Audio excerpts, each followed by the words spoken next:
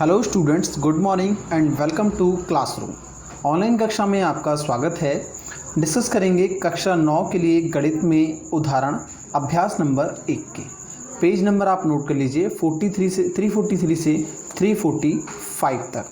जो लोग चैनल पर पहली बार विजिट कर रहे हैं तो प्लीज़ चैनल को सब्सक्राइब कर लीजिए नीचे रेड कलर के बटन को प्रेस करके, जिससे आने वाली वीडियोज़ की नोटिफिकेशन आपको मिलती रहे, और साथ में बेल आइकन जरूर प्रेस कीजिए जिससे आने वाली वीडियोस की नोटिफिकेशन आपको मिलती रहे। तो चलिए पहला उदाहरण क्वेश्चन नंबर आपके सामने लिख देता हूं मैं।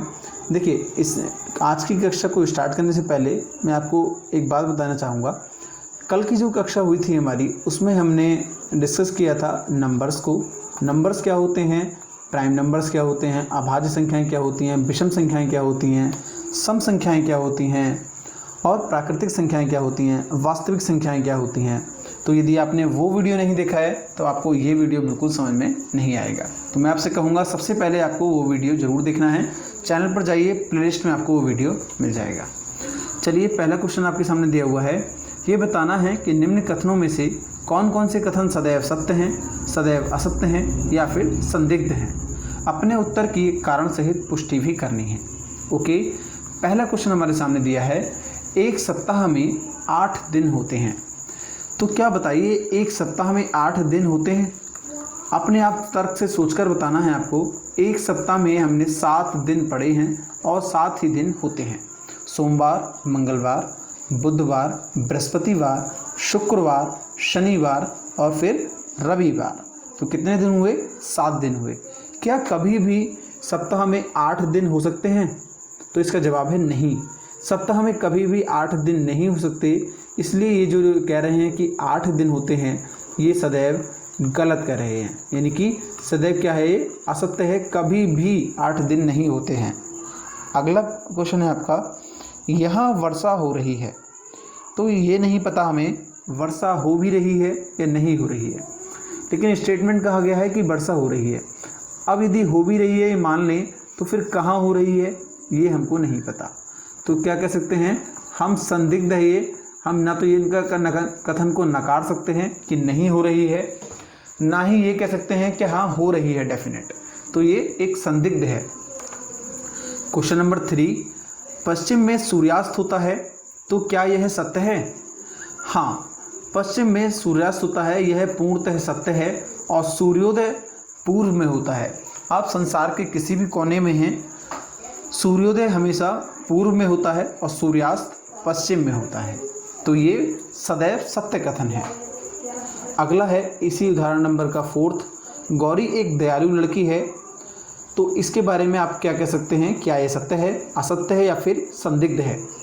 तो ध्यान दीजिए, गौरी के बारे में बात चल रही है, यानी कि एक व्यक्तिगत बात चल रही है। ठीक है, अब मुझे बताइए कि कोई व्यक्ति के बारे में कह रहा है कि गौरी एक दयालु लड़की है। तो क्या वो सभी के लिए दयालु हो सकती है, और या फिर वो हो भी सकती है और नहीं भी हो सकती है?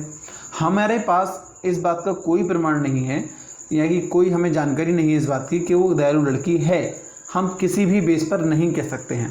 तो हम कहेंगे कि ये चीज़ क्या है, ये संदिग्ध।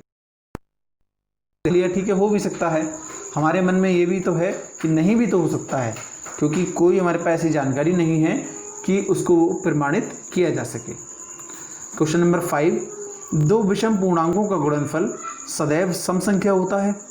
तो यहाँ पर विषम संख्याएं क्या होती हैं, सबसे पहले तो आपको ये जानना जरूरी है। विषम संख्याओं के लिए आपको पहला वीडियो ज़रूर देखना चाहिए। विषम संख्याएं वे होती हैं जिनको 2 से विभाजित नहीं किया जा सकता, जैसे 1, 3, 5, 7, 9, 11, 13, 15 एंड सो ऑन। आगे भी इसी प्रकार से चलती रहती हैं।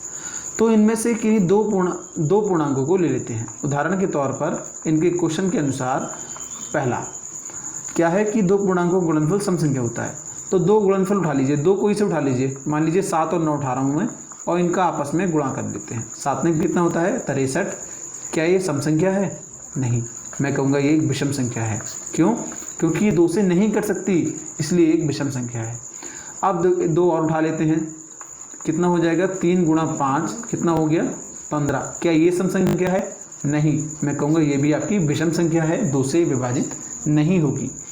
तो हमने यहाँ पर देखा यदि आप आगे और भी एग्जाम्पल उठाएंगे तब आपको वो सभी जो है उनका गुणनफल विषम संख्या आएगा, लेकिन ये कह रहे हैं सम संख्या होता है, तो इसका मतलब क्या है, ये हमेशा गलत कह रहे हैं, यानी कि सदैव क्या है, ये कथन असत्य है, क्योंकि दो संख्या विषम संख्याओं का गुणनफल हमेशा एक विषम संख्या ही होता है। अगला क्वेश्चन देखेंगे, दो सम प्राकृतिक संख्याओं का गुणनफल सम होता है। तो देखिए सबसे पहले सम संख्या ज्ञात कर लेते हैं। सम क्या होती हैं, दो से विभाजित हो जाती हैं, अर्थात 2, 4, 6, 8, 10, 12, आगे 14 एंड सो ऑन। आगे देखेंगे किन्हीं दो संख्याओं को हम ले लेते हैं उदाहरण के रूप में। उदाहरण के रूप में हमने यहाँ से 2 गुणा 4 लिया, तो उनके आपस में गुणा करेंगे, 2 चौक 8 होता है। तो क्या यह सम है कि विषम है, तो ये एक सम संख्या है। ठीक, आगे हम ले लेते हैं 12 गुणा 8 ले लेते हैं, तो कितना हो जाएगा, 12 8 96 हो जाएगा। तो ये सम है कि विषम, तो ये भी एक सम है। आगे हम ले लेते हैं 8 गुणा 4, तो 4 लेंगे, 8 चौक कितना होता है 32, ये क्या है, ये भी एक सम संख्या है। आगे हम ले लेते हैं आपका 6 गुणा 2 लेते हैं, तो कितना हो जाएगा 6 दूनी 12, ये भी क्या है, एक सम संख्या है। तो हमने यहाँ पर देखा कि दो सम संख्याओं का गुणा करने पर हमेशा एक सम संख्या आती है। तो ये क्या है, इनका कथन क्या है, सदैव क्या हुआ, सत्य हुआ। यही कह रहे हैं कि दो सम प्राकृतिक संख्याओं का गुणनफल